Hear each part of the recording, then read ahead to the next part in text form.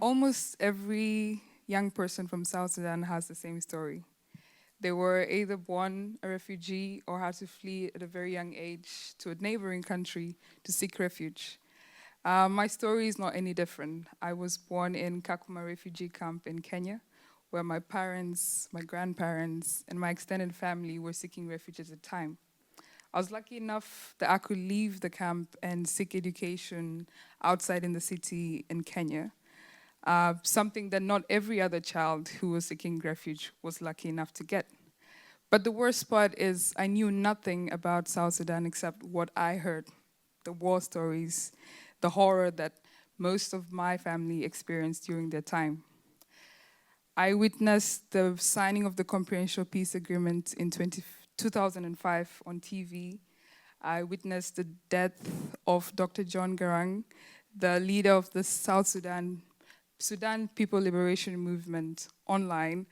I saw South Sudan gaining its independence in 2011 and the genocide in 2013 all on TV. But when I finally moved to South Sudan in 2016, I was unlucky enough to experience it firsthand during the armed clashes that happened next door to me. And for me, that taught me a lot. What is there hope for South Sudan? Today, some would say maybe Juba as a city is not experiencing armed conflict, but we can all agree that the absence of violence is not peace. Peace is when you can solve conflict in a peaceful way. We know that with the signing of the peace agreement, I would call it a ticking bomb. Anytime the two warring parties would have a conflict, it would always end the same way, with South Sudanese suffering and experiencing war again. I worked at an NGO, and in one of our programs, we were working with women in peace and security and gender-based violence.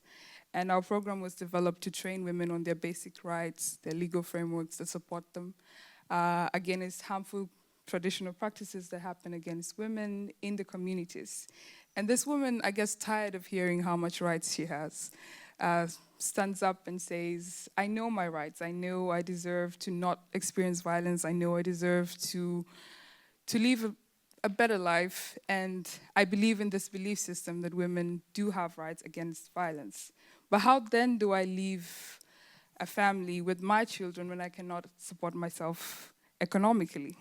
How do I leave a partner who provides and is the breadwinner to my children? I have no education background, no source of income, no work employment, and even culturally, I cannot leave a marriage without being shamed in the community.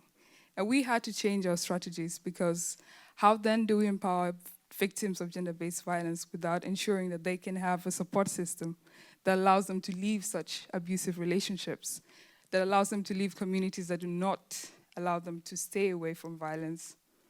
And our program shifted from not only trainings on human rights and basic legal frameworks that support women, but providing support system economic-wise with business and management opportunities and a small grant at the end of the program that allows these women to start businesses in their villages, to open up shops, baking and tailoring.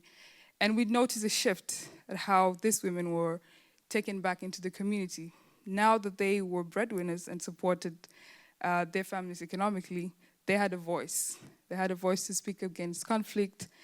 Even those women who could provide economically faced less violence from their partners in the time. Today I work with young people and I apply the same thing.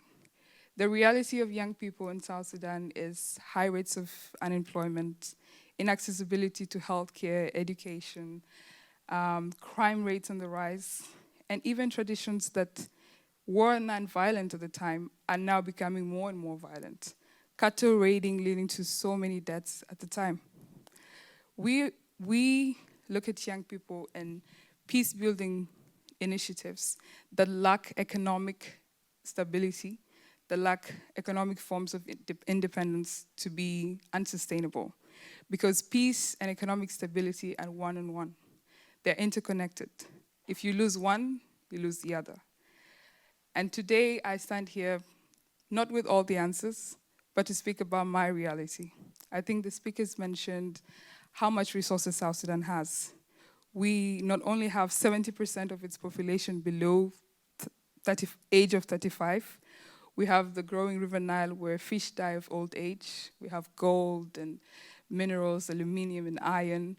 But at the same time, we depend fully on our oil and petroleum industry, which is, of course, all run by foreign investment, leaving 85% of the labor market without employment. How then do we expect this community that cannot afford to live and afford their living standards and basic needs to be peaceful? I would say we have a saying, a hungry man is an angry man. So the mistake we make as humanitarian workers is we look to solve emergency issues. We look to provide food today.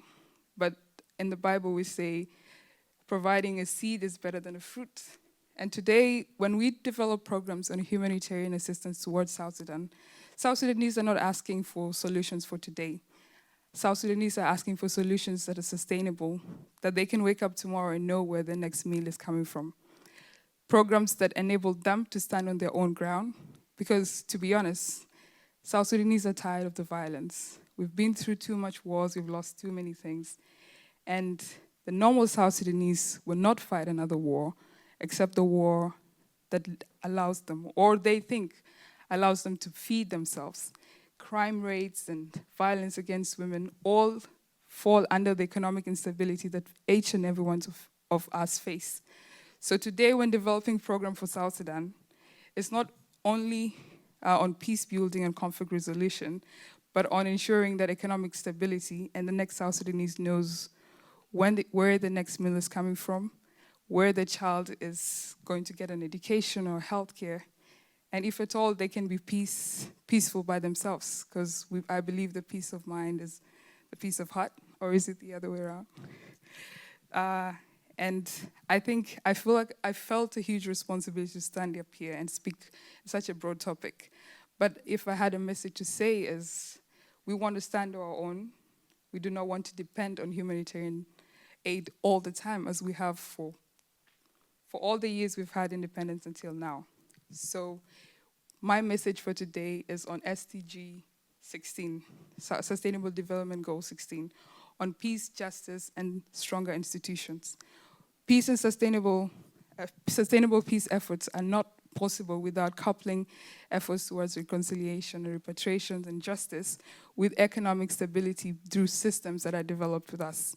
So working with humanitarian aid to develop systems that allow South Sudanese to grow economically and independently. Thank you.